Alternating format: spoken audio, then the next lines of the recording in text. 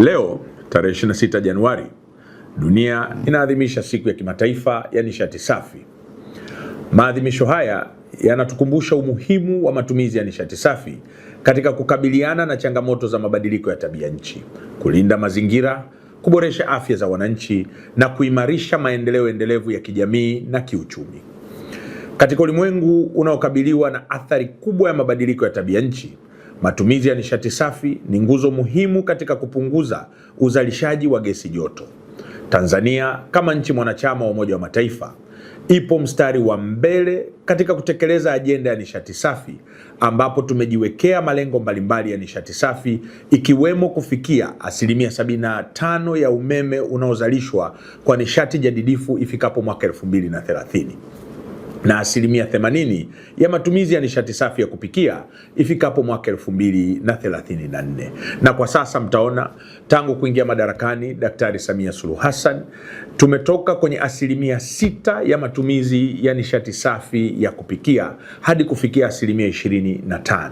Katika kuadhimisha siku hii, nawahimiza wananchi wote kuendelea kutumia nishati safi ya kupikia kwa manufaa ya afya zetu, mazingira yetu na vizazi vijavyo. Nazikumbusha taasisi zote zinazolisha zaidi ya watu 100 kwa siku kutumia nishati safi ya kupikia ili kutunza mazingira yetu.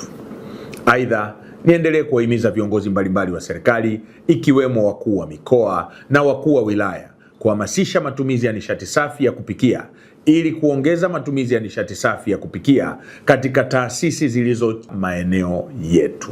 Serikali, kwa kutambua umuhimu wa afya za wananchi na utunzaji wa mazingira, imefanikisha upatikanaji wa aina mbalimbali za nishati safi ya kupikia kulingana na hali za wananchi.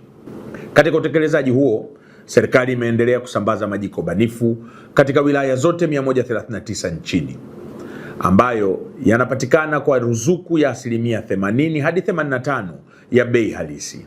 Hivyo kwa sasa mwananchi anaweza kununua jiko banifu kwa bei nafuu ya kati ya shilingi 7,500 hadi 14,000 tu. Aidha, kupitia wakala wa nishati vijijini REA, serikali inaendelea kutoa majiko ya gesi ya kilo 6 kwa bei ya ruzuku ya shilingi 19,000. Majiko haya yanapatikana katika wilaya zote za Tanzania bara kupitia mawakala wa gesi waliopo katika maeneo yetu. Napenda kusisitiza kuwa mapambano dhidi ya mabadiliko ya tabia nchi hayawezi kuachwa mikononi mwa serikali pekee. Yanahitaji dhamira ya kisiasa, uamuzi wa kitaifa na ushiriki wa wananchi wote. Matumizi ya nishati safi si chaguo tena, bali ni wajibu wa kizazi chetu na mustakabali wa taifa letu na dunia kwa ujumla.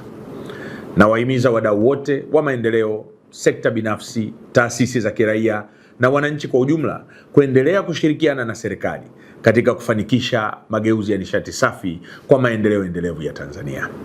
Nawatakia Watanzania wote maadhimisho mema ya siku ya kimataifa ya nishati safi.